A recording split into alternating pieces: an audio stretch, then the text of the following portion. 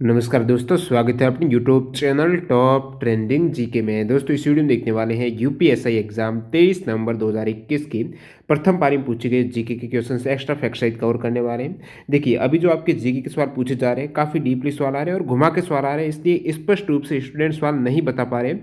तो हो सकता है कुछ सवाल में आपको लैंग्वेज अलग मिली हो, तो सवाल इसी टाइप से पूछे गए, उनके आंसर वही होने वाले हैं। लैंग्वेज अलग हो सकती है, काफ़ी घुमाकर सवाल अभी पूछे जा रहे हैं।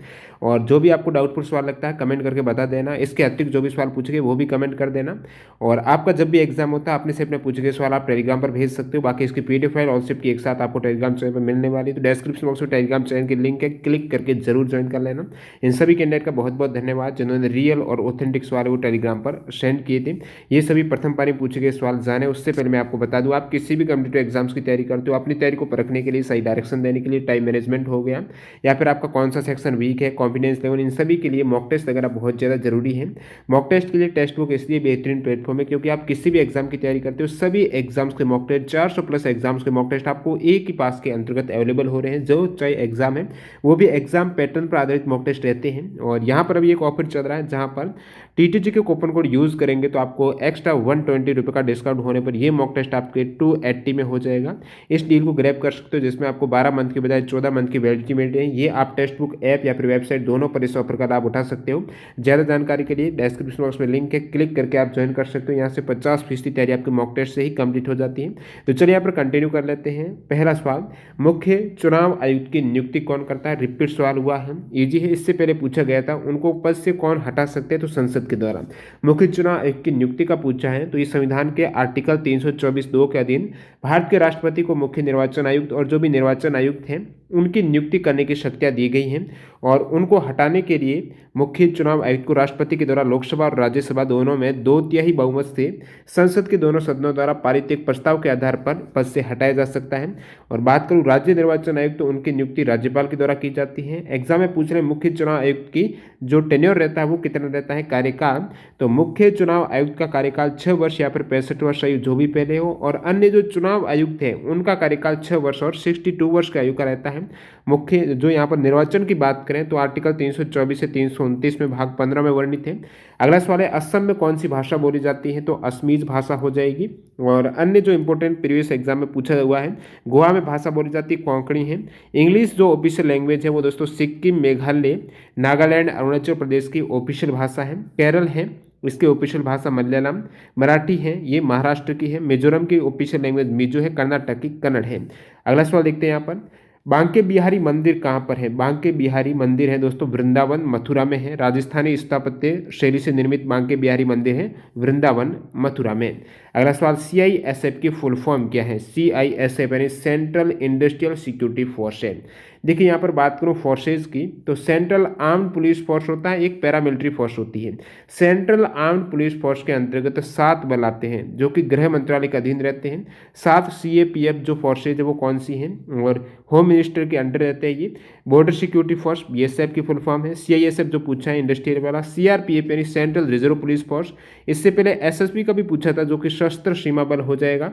Indo Tibet border police ITBP, NSG यानी नेशनल सिक्योरिटी गार्ड हो जाएगी। ये सभी आपके सीएपीएफ यानी सेंट्रल आर्म्ड पुलिस फोर्स के अंतर्गत आते हैं। असम राइफल भी है इसमें। पैरामिलिट्री फोर्स की बात करूं, अर्धसैनिक बल की, ये गृह मंत्रालय के अधीन रहते हैं। इसमें दोस्तों इंडियन कोस्ट गार्ड जो कि इंडियन आर्म्ड फोर्स में, और असम राइफल सीएपीएफ जो असम राइफल है ये भी सीएपीएफ का भी भाग है, सेंट्रल आर्म्ड पुलिस फोर्स में भी और पैरामिलिट्री फोर्स में भी काउंट किया जाता है। स्पेशल फ्रंटियर फोर्स है, इंटेलिजेंस है, ये इसकी फुल फॉर्म है एसएफएफ की। ये बल भारतीय सशस्त्र बलों की सहायता करते हैं। अगला सवाल यहाँ पर, छठा विश्व हिंदी सम्मेलन प्रत्येक सेट में आ रहा है, आज यहाँ पर छठा पूछा है। तो लंदन में हुआ था, लंदन यूके में छठा विश्व हिंदी सम्मेलन 1999 को हुआ है। राजभाषा आयोग से सवाल पूछा गया है कि इसके अध्यक्ष कौन होते हैं? राजभाषा आयोग जिसका गठन 1955 में किया गया था और प्रथम जो अध्यक्ष रहे हैं बीजी खैर रहे हैं, यानी बाल गंगाधर खैर राजभाषा आयोग के प्रथम अध्यक्ष रहे हैं। आर्टिकल 344 में राष्ट्रपति को राजभाषा आयोग को गठित करने का अधिकार है। नेक्स्ट सवाल देखते हैं यहाँ पर, प्रथम पुर्तगाली भारत कौन आया था? फर्स्ट पुर्तगाली भारत आया था, उसका नाम था वास्को डी गामा। ये भारत आए थे 17 मई 1498 को भारत है। तो भारत के तट पर आए थे, जिसके बाद भारत आने का रास्ता तय हुआ। तो प्रथम ये पुर्तगाली थे, वास्को डी गामा। और फिर यहाँ पर अल्फांसो डी अल्बुकर्क भी भारत आया था 1509 में, जो कि पुर्तगाली गवर्नर बनाकर भारत भेजा गया था। नेक्स्ट वन यहाँ पर 1510 ईस्वी में बीजापुर, ठीक है, बीजापुर के सुल्तान को किसने हराकर गोवा पर शासन किया था? बीजापुर जो विजयनगर है उनका सुल्तान था इस्माइल आदिल शाह, और इसको 1510 में हराया था अल्फोंसो डी अल्बुकर्क ने, और गोवा पर इन्होंने कब्जा किया था। नेक्स्ट वन यहाँ पर किस ग्रह को जल ग्रह कहा जाता है? तो नीला ग्रह या फिर जल ग्रह पृथ्वी को बोला जाता है, ठीक है, नीला ग्रह या फिर जल ग्रह पृथ्वी को बोला जाता है। आर्टिकल 32 से सवाल पूछा गया है कि सुप्रीम कोर्ट में रिट याचिका दायर करने के लिए आर्टिकल कौन सा है? आर्टिकल 32 हो जाएगा, जो कि संवैधानिक उपचारों का अधिकार है। अगला सवाल यहाँ पर आईपीसी की धारा 377 किससे संबंधित है? 377 आईपीसी की धारा अपनी मर्जी से किसी पुरुष, महिला या जानवर से प्रकृति के नियमों के खिलाफ जाकर यहाँ पर याद रखना है इस लाइन को, शारीरिक संबंध बनाएगा तो उसे आजीवन कारावास, जिसको 10 साल तक आजीवन कारावास की सजा का प्रावधान रहता है। तो ये आईपीसी की धारा 377 में वर्णित है। पहले समलैंगिक बाल्य भी इसमें ही था, उसको बाद में हटाया गया इससे। नेक्स्ट वन यहाँ पर अमृत और विष किसकी रचना है? अमृत और विष है दोस्तों अमृतलाल नागिर के द्वारा रचित एक उपन्यास है। राज्य को सामाजिक और शैक्षिक रूप से पिछड़े तथा SC ST OBC के लिए विशेष उपबंध बनाने की छूट किस आर्टिकल में है? आर्टिकल 15D में, ठीक है, 15 वाले ही विकल्प दे रखे थे, 15 1 2 3 4, तो 15 या फिर 15D में राज्य को सामाजिक शैक्षिक रूप से पिछड़े तथा SC ST OBC के लिए विशेष उपबंध बनाने की छूट है।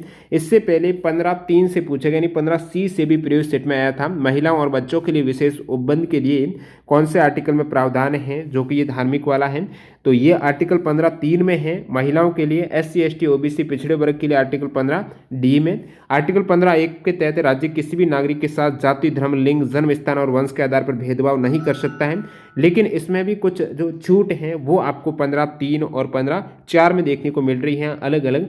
और 15(2) में क्या है? किसी भी भारतीय नागरिक जो जाति, धर्म, लिंग, स्थान, जन्म स्थान वगैरह, इसमें होटल, दुकान, सार्वजनिक भोजनालय, जो सार्वजनिक मनोरंजन स्थल है, तालाब है, वहां पर भी इन्हें नहीं रोक सकता है इस आधार पर।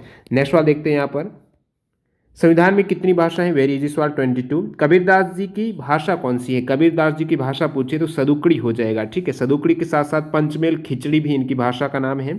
पदार्थ की 5वीं अवस्था कौन सी है? तो ये हो जाएगी बोस आइंस्टीन कंडेंसेट्स है, पदार्थ की 5वीं अवस्था है। पदार्थ की जो 4थी अवस्था है वो दोस्तों प्लाज्मा है, बाकी ठोस, द्रव, गैस, ये 3 अवस्था है। अगला सवाल यहाँ पर धनुष्टांकार रोग है, ठीक है, धनुष्टांकार रोग जैसे लॉकजो रोग भी बोला जाता है, तो जबड़े का ये जो रोग है धनुष्टांकार रोग या फिर लॉकजो, जबड़े में ऐंठन, इस रोग के अंतिम अवस्था को क्या बोला जाता है? ठीक है, लॉकजो किस रोग की अंतिम अवस्था ये पूछा है। टिटनेस रोग की विभिन्न अवस्था में लॉकजो भी एक है, जिसे धनुष्टांकार या फिर लॉकजो रोग बोला जाता है। विधि के प्राधिकार के बिना करों का अधिरोपण न किया जाना किस आर्टिकल में वर्णित है? प्रीवियस एक और एग्जाम में सवाल पूछा है, कानून के विरुद्ध कोई भी टैक्स नहीं लिया जाएगा, तो विधिक के प्राधिकार के बिना करों का अधिरोपण करना है, ये किस अनुच्छेद में वर्णित है कि नहीं किया जा सकता है? आर्टिकल 265 में इसका वर्णन देखने को मिलता है। सीमा शुल्क किस प्रकार का कर है? अप्रत्यक्ष कर है। जिस प्रकार जीएसटी इनडायरेक्ट टैक्स है, यानी डायरेक्ट आप पे नहीं कर रहे हो, इनडायरेक्टली तो कर ही रहे हो आप, जैसे कि इनकम टैक्स है वो डायरेक्ट आपको पे करना पड़ता है, कॉर्पोरेशन टैक्स है, प्रॉपर्टी टैक्स है, ठीक है, ये सभी एग्जाम्पल है गिफ्ट टैक्स वगैरह डायरेक्ट टैक्स के, ठीक है, जो प्रत्यक्ष कर है। अप्रत्यक्ष कर में उत्पादन शुल्क जो देश में तैयार की गई वस्तु पर लगता है, आयात निर्यात की जाने वाली वस्तु पर सीमा शुल्क लगता है, तो ये भी एक तरीके से अप्रत्यक्ष कर है।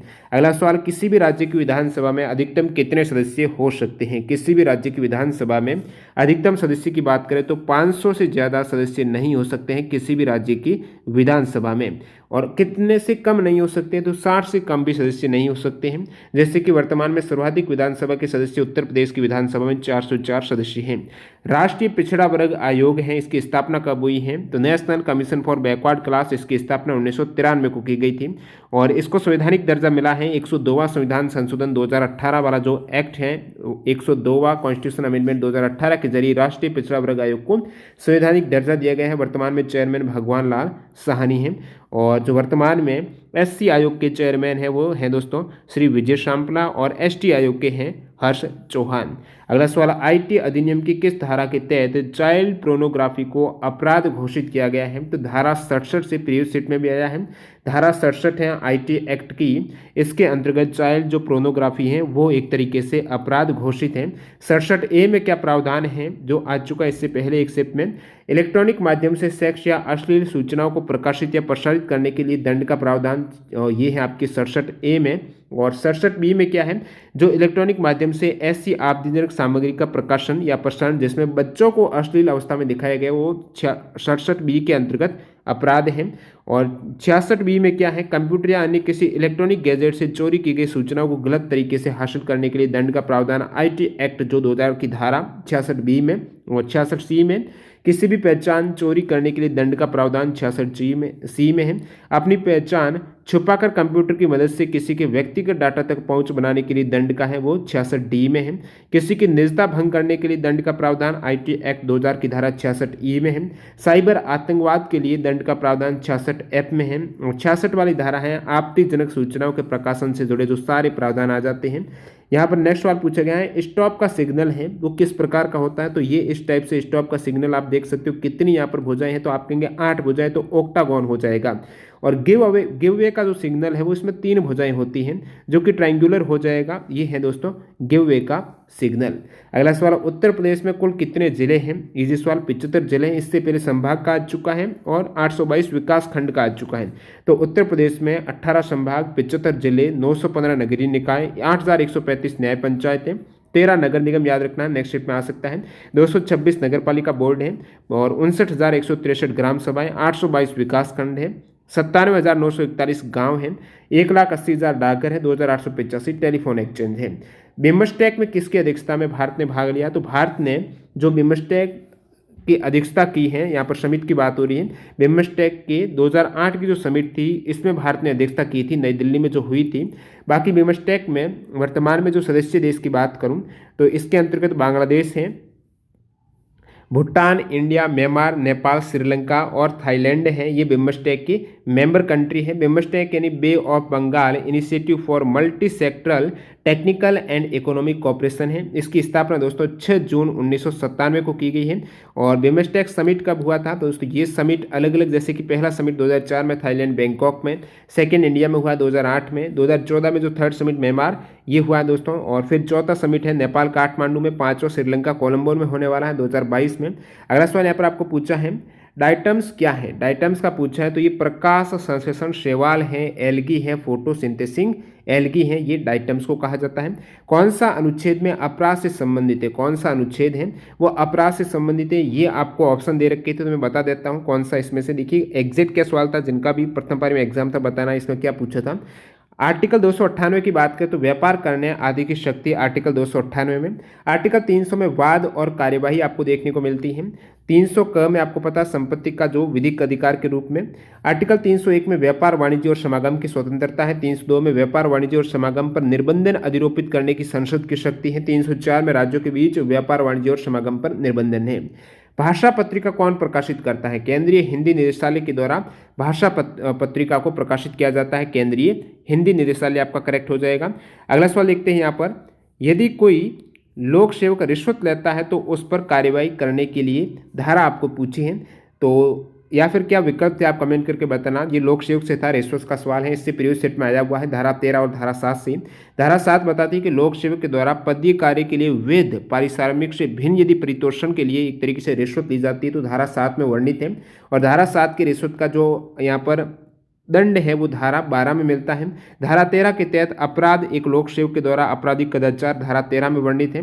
तो ये प्रिवेंशन ऑफ करप्शन एक्ट 1988 की बात हो रही, तो ये कब पारित हुआ है? 1988, जरूर याद रखना है। अगला सवाल देखते हैं, भारत चीन प्रथम अनौपचारिक शिखर सम्मेलन कब हुआ है? भारत चीन का प्रथम अनौपचारिक शिखर सम्मेलन है ये दोस्तों 2018 को हुआ था। 27 और 28 अप्रैल 2018 को वुहान में हुआ था प्रथम अनौपचारिक शिखर सम्मेलन भारत और चीन के मध्य। सेकेंड अनौपचारिक शिखर सम्मेलन है ये दोस्तों कहाँ पर हुआ है? चेन्नई में। तो ये दूसरा अनौपचारिक शिखर सम्मेलन जिसमें नरेंद्र मोदी और चीन के राष्ट्रपति शी जिनपिंग ने भाग लिया था। ये बात है अक्टूबर 2019 को। अगला सवाल यहाँ पर, निम्नलिखित में से कौन सा ऐसा अपराध है जो कि 4 चरणों में दंडनीय है? 4 चरणों में ही उसमें दंड दिए जाते हैं। ये आपको विकल्प दे रखे हैं, कौन सा अपराध है जो कि 4 चरणों में दंडनीय है। तो अपराध के 4 चरण होते हैं, जिसमें से डकैती जो अपराध है वो 4 चरण कौन से? देखिए, एक तो अपराध पूर्णतः कर लिया जाता है, सेकंड अपराध करने का प्रयास किया जाता है, ठीक है, और अपराध से प्रयास से पहले जो तैयारी होती है, और आज से क्या किस इंटेंशन से। तो ये जो 4 प्रमुख अपराध के चरण हैं, तो आपको पूछा है ऐसा कौन सा अपराध है जिसमें इन 4 चरणों में ही दंड का प्रावधान है। तो डकैती में 4 चरण में ही दंड का प्रावधान है। यदि आप तैयारी करते हो, प्रयास करते हो, आशय रखते हो, सभी के केस में अपराध करते हो तो दंड होगा ही होगा, लेकिन ये जो 4 चरण है इनमें दंड का प्रावधान डकैती में रह जाएगा। तो बाकी सभी में जैसे कि सामान्यतः अपराध की प्रयास तथा अपराध की पूर्णता दंडनीय है। जो लास्ट देख रहे हो आप, या तो अपराध का प्रयास किया है या फिर आपने अपराध कर ही लिया, तो उस केस में दंडनीय होता है। काफी बार तैयारी करना आशय दंडनीय नहीं होता, लेकिन डकैती में सभी होते हैं। अगला सवाल देखते हैं यहाँ पर, शेर सिंह बनाम पंजाब राज्यवाद किससे संबंधित है? शेर सिंह बनाम पंजाब राज्यवाद का पूछा तो 1983 की बात है। तो ये वाद हो जाएगा मृत्युदंड, जिसमें आपको मृत्युदंड दी जाते हैं और विलंब हो जाए मृत्युदंड में, तो वो हो सकता है कि उसको आजीवन कारावास में कन्वर्ट कर दिया जाए। लेकिन मृत्युदंड में विलंब है वो लॉजिकली होना चाहिए, ऐसा नहीं खुद जो जिसको अरेस्ट किया है या फिर जो अपराधी है वो ही कोई कहीं न कहीं बहाना बनाकर दंड विलंब कर रहा है, उस केस में वो युक्ति युक्त नहीं माना जाता है। और कोई भी विलंब जो कि तुच्छ प्रकृति का हो या फिर अपराधी द्वारा समय काटने के उद्देश्य से, कि न्यूनतम समय जैसे कि 2 साल बताया था सुप्रीम कोर्ट ने उस दौरान, कि उससे ज़्यादा यदि लॉजिकली टाइम लग जाता है, मृत्युदंड नहीं मिलता, तो उसको आजीवन कारावास में कन्वर्ट किया जा सकता है, लेकिन वो युक्ति युक्त होना चाहिए, लॉजिक भी। तो शेर सिंह बनाम पंजाब राज्यवाद यही बताता है। खरबूज और खीरा किस प्रकार की फसलें हैं? तो जायद की फसलें, जो कि मार्च और अप्रैल में बोई जाती हैं, और इसके अंतर्गत ककड़ी, खीरा, तरबूज, तरोई, खरबूजा वगैरह आ जाते हैं। खरीफ की फसलों में उदाहरण में खरीफ की फसलें हैं जो जून जुलाई में बोते हैं, अक्टूबर के आसपास काटते हैं। मक्का, ज्वार, बाजरा, धान, मूंग, तुहर, कुल्थी, जूट, मूंगफली, अनाज, सोयाबीन, उड़द, सन, कपास, ये सभी खरीफ के हैं। बाकी जो रह गई हैं गेहूं, जौ, जई, राई, सरसों, अलसी, कुसुम वगैरह रबी की फसलें हैं, जो कि सर्दियों के मौसम यानी अक्टूबर नवंबर में उगाई जाती हैं। अगला सवाल यहाँ पर पूछा है, अस्पृश्यता अधिनियम 1955 को संशोधित करके नया नाम क्या रखा गया है? अस्पृश्यता अपराध अधिनियम 1955 वाला है, इसको 1976 में संशोधित किया गया था और नाम रखा है सिविल अधिकार संरक्षण अधिनियम। नेक्स्ट सवाल नंबर 35, राष्ट्रीय सुरक्षा अधिनियम 1980 के तहत गिरफ्तारी के बाद कितने दिन या फिर सप्ताह के अंदर सूचित करना पड़ता है? तो एग्जैक्ट क्या सवाल था ये आप कमेंट करके जरूर बताना। एक सवाल 42वें संविधान संशोधन की किसी समिति से पूछा गया है, तो ये जो समिति है वो स्वर्ण सिंह आयोग की सिफारिश को लागू करने के लिए थी, और ये जो 42nd कॉन्स्टिट्यूशन अमेंडमेंट 1976 में हुआ है, इसे लघु संविधान के रूप में जाना जाता है, जिसमें आपके एक तो मौलिक कर्तव्य ऐड किए गए हैं भाग 4 क में, साथ ही साथ समाजवादी पद निरपेक्ष अखंडता जो प्रस्तावना में पहली बार और अब तक एक बार ही संशोधन हुआ है, वो 42nd कॉन्स्टिट्यूशन अमेंडमेंट 1976 में हुआ है, जिसमें ये 3 शब्द समाजवादी पद निरपेक्ष और अखंडता को ऐड किया गया है। एक सवाल स्टूडेंट ने बताया कि ऑप्शन दे रखे थे स्नैपचैट, B612, यूकैम, इंस्टाग्राम, तो ये विकल्प थे, और इनमें से किसी एक का फीचर पूछा था कि ये जो कैमरा वगैरह का फीचर है वो किसका है। और नेक्स्ट वाले यहाँ पर एक ये पूछा कि किसने कहा कि भारत का संविधान कांग्रेस की मदद से नहीं बल्कि भारतीयों को खुद बनाना चाहिए? ये स्टेटमेंट किसका है? जिनको आंसर पता कमेंट करके जरूर बताना। एक स्टूडेंट ने बताया कि आर्टिकल 112 से सवाल आया है, तो केंद्रीय बजट को वार्षिक वित्तीय विवरण के रूप में निर्दिष्ट किया जाता है अनुच्छेद 112 में। अब कुछ हिंदी के सवाल जो स्टूडेंट ने बताए हैं कि डेसिग्नेशन का हिंदी अर्थ क्या होता है, तो वो पद होता है। परिवार में उपसर्ग पूछा है। त्रिभुवन में समास कौन सा है? आलोक का विलोम आपको पूछा है। चमड़ी जाए पर दमड़ी न जाए, जो ये पूछा है। आग में पानी डालना मुहावरा। श्रावण का तद्भव शब्द पूछा है। कार्यालय, जो यहाँ पर सही मैंने कर दिया है, तो इसमें सही बर्तनी आपको बतानी। तो इस टाइप से आज आपके जो प्रथम पारी में जीके के सवाल पूछे गए, साथ ही साथ हिंदी के कुछ सवाल मिले हैं, वो सारे कंप्लीट हो चुके हैं। जो भी सवाल में आपको डाउट लगता है, क्योंकि सवाल काफ़ी घुमाकर पूछे गए हैं, तो आप कमेंट करके जरूर बताना कौन से सवाल में क्या लैंग्वेज पूछी गई थी। बाकी आपका एग्जाम जब भी होता है, अपने सेट में पूछे गए सवाल आप टेलीग्राम पर जरूर सेंड करना। टेलीग्राम पर सवाल सेंड करने की लिंक आपको एग्जाम खत्म होने पर मिल जाती है।